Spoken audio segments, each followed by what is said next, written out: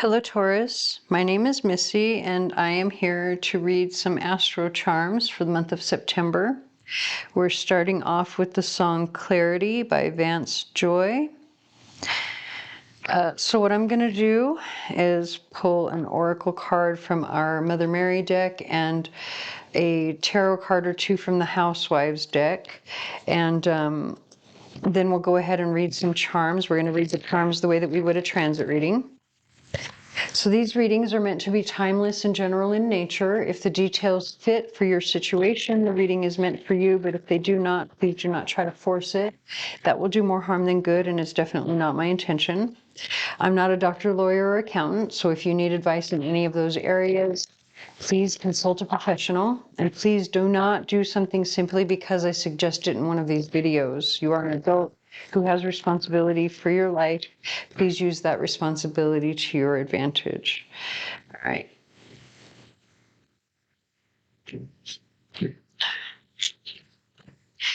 Give me 1 second. We have Our Lady of Creative Choice on the bottom of the deck, and it's the number 10.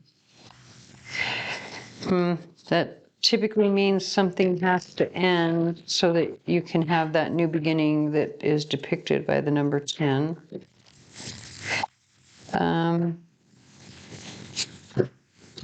Let's get a couple more cards to see what's going on.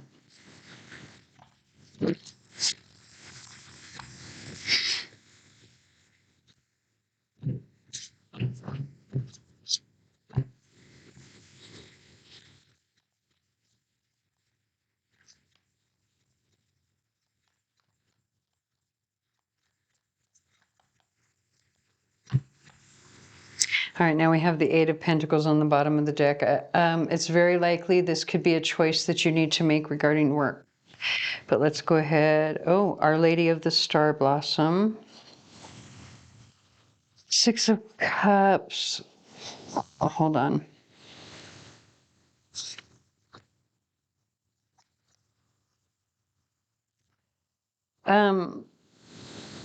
So having the Wheel of Fortune upside down in the very center of this reading, I feel like you're basically what it's saying is like, it's not really misfortune. You might be feeling a little bit unfortunate. Okay. So forgive me for that delay. I just wanted to read something from the book real quick because I did kind of feel like, you know, this had to do with work because of the Eight of Pentacles. And so I wanted to read what this particular card here, how this is playing in, because it wasn't making sense to me at first as I was looking at them.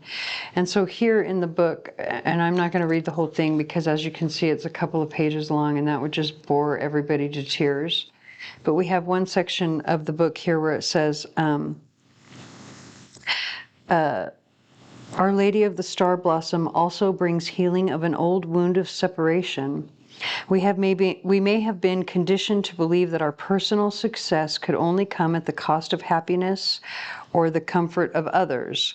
Perhaps we have felt pressured or undermined by those that purport to love us and yet want to hold us back from our spiritual growth because they are scared of their own spiritual path, scared of change, or of becoming uncomfortable. Perhaps they threaten to leave us if we become too spiritual or weird. Or perhaps they are far more subtle about their disapproval of our spiritual path. Perhaps they try to shame us if we do not have the house cleaned when they would like, or because we have asked the children to make their own lunches in the morning while we are meditating. It says, Our Lady of the Star Blossom tells us that no matter whether others may like it at first or ever, when we grow spiritually, everyone benefits. She asks you to surrender any hesitation about your spiritual growth and embrace it wholeheartedly. Also, it's talking about asking for help. But the reason that I felt that was important is because of this particular card right here, you know, coming out as the foundation card on the bottom of the deck. It has to do with you practicing your path, your spiritual whatever, or whatever, if it's the job that you're doing, that maybe other people are viewing as, you know, not abundant or something. Maybe they're viewing it as unsuccessful in some way. Especially with the look on this girl's face, and this card is coming in the immediate future. Like, look at her face. She almost looks like she's going, ha ha. Okay, so every time I see this card, in every single time that it comes out in a reading where I feel like I need to use this deck, because I like to pick my decks intuitively before I come on here to do these readings. So every time I see this card, I feel like spilling the tea is one of the meanings of this specific card from this specific deck, right? Because of the imagery and the look on her face, the way that she's, you know, drinking the lemonade there, and she looks like, almost like she's laughing, like she's going, I told you so, right?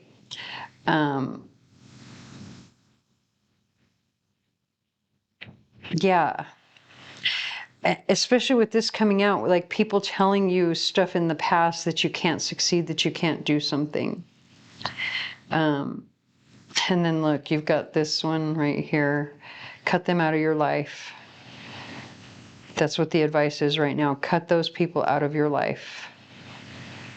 You don't need that. With the so, you know, I just have to read it the way I see it. The Seven of Wands it's like the meaning of the Seven of Wands is about having the upper hand, right? Holding the higher ground in defense of yourself, right? But this particular Seven of Wands, like the only person that would clean a toilet with a toothbrush is either someone with OCD or someone who's trying to be an asshole to another person in a passive aggressive way, right? Because the hope then is that that person will then use that toothbrush to brush their teeth, getting all of that nastiness in their mouth, right? So I feel like the message here is you have the upper hand, defend yourself, but don't be an asshole, right? You don't need to rub it in. You don't need to do anything passive aggressively. Like you don't need to say anything passive aggressively. If you're going to cut this person out of your life, I also feel like you need to do it to their face. Like don't do it behind their back, because that's again passive aggressive.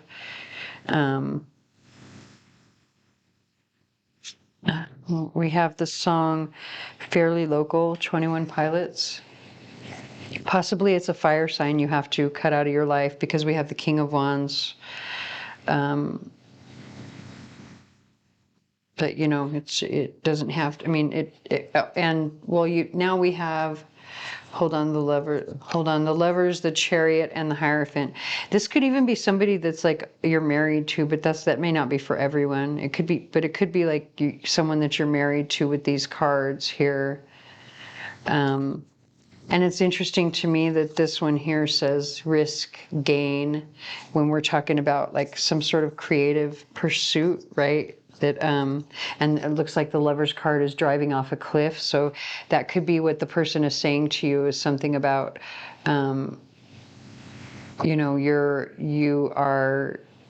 this is really too risky. You're gonna ruin us, whatever the case may be. Okay, let me put these. What I'm going to do is put this Queen of Swords on the top to remind you that you should need to cut this person out, and all of their negativity needs to go bye-bye. All right, let's go ahead and get some charms.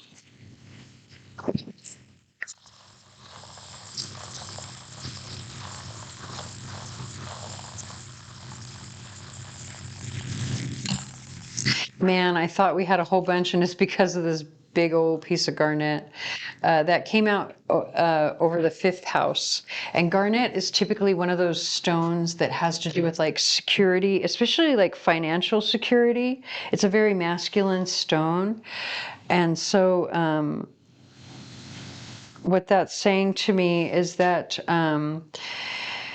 creative pursuits, like especially the work that you put in, like if you are, you stay aggressive with your creative pursuits, probably within the year, you'll definitely see some sort of abundance and security from that, meaning you will make money from it, or there's something, it just, because it's so many. Now, if this is not creative, because it is the fifth house, it can also talk about romance, and because garnet, or this type of garnet is a very masculine crystal or gem, so that could be a masculine coming in within the year. It's not too far away from the board, so I would say maybe 6 months, could be longer. We have the song, Do You Feel This Way?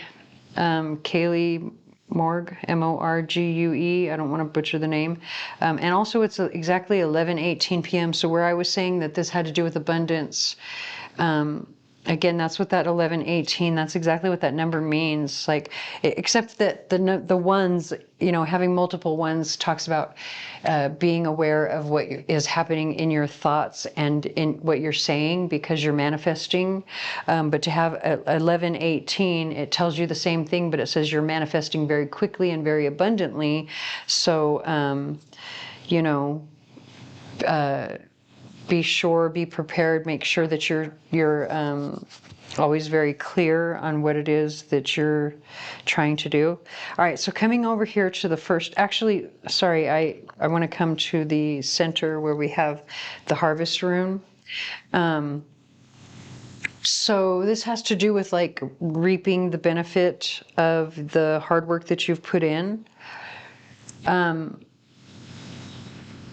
think you're going to break even. And I say that for two reasons. Not only because you have the harvest rune here, but you have all these fives. There's a lot of change coming in. You've got the number 5 or the 5th house over here. But you've got the $5 bill upside down and another $5 bill that literally landed on its side. Like, you can barely see it the way that it landed, but it landed on its side, so it's kind of neutral. And this is the house of other people's money. So when we're talking about harvest, if we're talking about reaping the rewards of your work, or other, money coming in from other people, you probably are going to barely break even. Like, your expenses are going to be at least close to being equal. Like, if you make a profit, it's not going to be a whole lot because of the way it also kind of feels iffy as well. There's something about this that feels like undetermined, the way that it fell. It's like trying to toss a quarter to get heads or tails, and it lands on its edge like that, right? Like, it's like almost undetermined, but there will be some expenses when it comes to this harvest. In the 6th house, we have, again, more undetermined energy as well, because we've got the blank rune. So when it comes to like work, right, how you're spending your time each day, it's undetermined. You do have to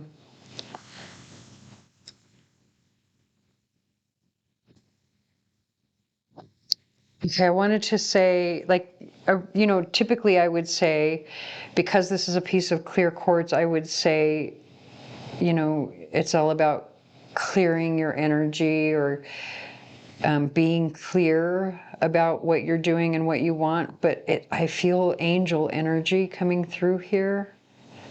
And I'm not exactly sure what that means for this, but it could mean that there's support. It could be also like, the angels are helping you with some sort of work or partnership issue. It could be a contract issue as well with the 7th house here. But it feels like there's like, this feels very angelic the way it's coming through. It's like angel energy.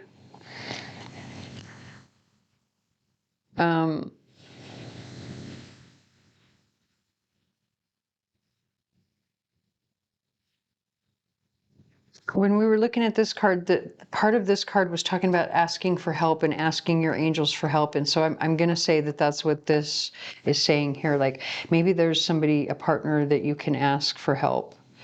There's somebody that you know that you can ask for help, I think, or somebody that might partner with you or something about that. So for the 11th house, we have the 5th house coming through, which is its opposite, its natural opposite in the chart. And so again, when it comes to the creative endeavors, because that's where this is, let your friends help you. That's being confirmed now, double. And then for your first house, we have the letter A coming through. So there could be a person, place, or a thing with the initial A that is very important to you specifically that you have to deal with. It could even be the person that you need to cut off, could have the initial A. We have the song Dead Man Walking, Jelly Roll. Okay, I hope that resonates. If it does not, please stick around. There may be another reading for you here on the channel that does. Please like, share, comment, subscribe, tell your friends, hit the notification bell, anything you can to help me get my channel out there as I'm new here, and I thank you for watching.